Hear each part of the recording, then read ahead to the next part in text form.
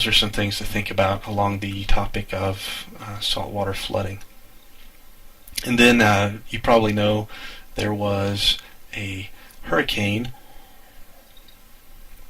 which came about really late here in November. It was November 9th that I wrote about it on the blog. Pretty rare. It was Hurricane Ida, and it had a projected path of making landfall and did eventually make landfall in the USA as a tropical storm somewhere in the Louisiana-Mississippi area, which ended up being more in the Alabama area. And it is strange to have a hurricane this time of year, but it's not exactly something that is extraordinary. I found an article which discussed how often these things happen, and that link is over on the blog at otecology.com. And so this year we were unlucky enough to get a November hurricane, but really, what does that mean? What does that make us think about? Well, as a Christian who values ecology, I have a particular unique opinion. My evangelical position makes me think that God has some sort of control over this situation. Not that God willed it to happen and to injure X amount of people, though. I don't think that is the case either. I think that God's creation was fundamentally flawed by the human act of rebellion. It was marred by the human act of rebellion that the Bible describes in Genesis. As such, bad things like hurricanes happen. Yet, God can and does break into the world to limit the impact that these awful events have on humanity. So, as a green Christian, that's what I think. What do you think?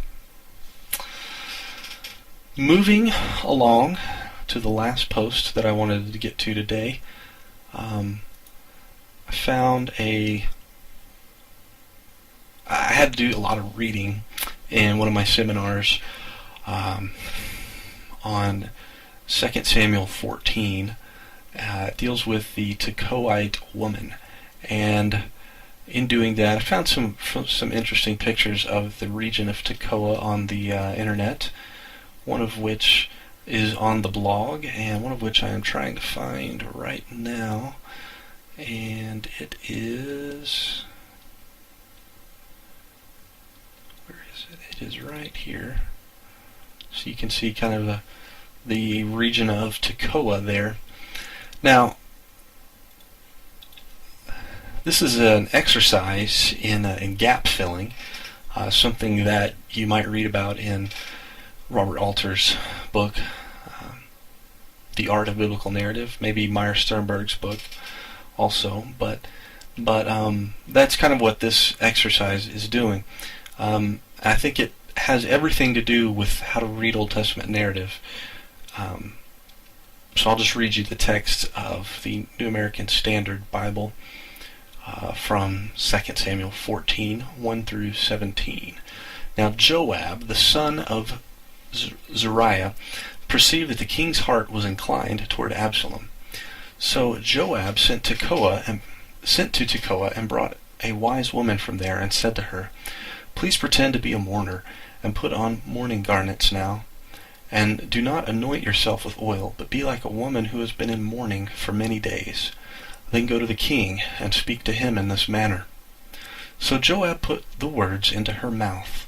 Now when the woman of Tekoa spoke to the king, she fell on her face to the ground, and prostrated herself, and said, "Help, O king." The king said to her, "What is your trouble?" And she answered, "Truly I am a widow, for my husband is dead. Your maidservant had 2 sons, but the 2 of them struggled together in the field, and there was no one to separate them, so one struck the other and killed him. Now behold, the whole family has risen against your maidservant, and they say, 'Hand over the one who struck his brother, that we may put him to death for the life of his brother whom he killed, and destroy the heir also.' Thus they will extinguish my coal which is left, so as to leave my husband neither name nor remnant on the face of the earth." Then the king said to the woman, "Go to your house, and I will give orders concerning you." The woman of Tekoa said to the king, O my lord the king, the iniquity is on me and my father's house, but the king and his throne are guiltless. So the king said, Whoever speaks to you, bring him to me, and he will not touch you any more. Then she said, Please let the king remember the Lord your God, so that the avenger of blood will not continue to destroy. Otherwise they will destroy my son. And he said, As the Lord lives, not one hair of your son shall fall to the ground. Then the woman said, Please let your maidservant speak a word to my lord the king. And he said, Speak. The woman said, Why then have you planned such a thing against the people of God? For in speaking this word, the king is one who is guilty, and that the king does not bring back his banished one. She's referring to Absalom. For we will surely die, and are like water spilled on the ground, which cannot be gathered up again. Yet God does not take away life, but plans ways so that the banished one will not be cast out from him. Now the reason I have come to speak this word to my lord the king is that the people have made me afraid. So your maidservant said, Let me now speak to the king.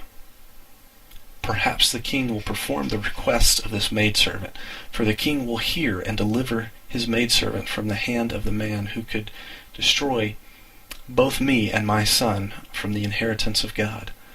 Then your maidservant said, Please let the word of my lord the king be comforting. For as the angel of God, so is my lord the king to discern good and evil. And may the Lord your God be with you.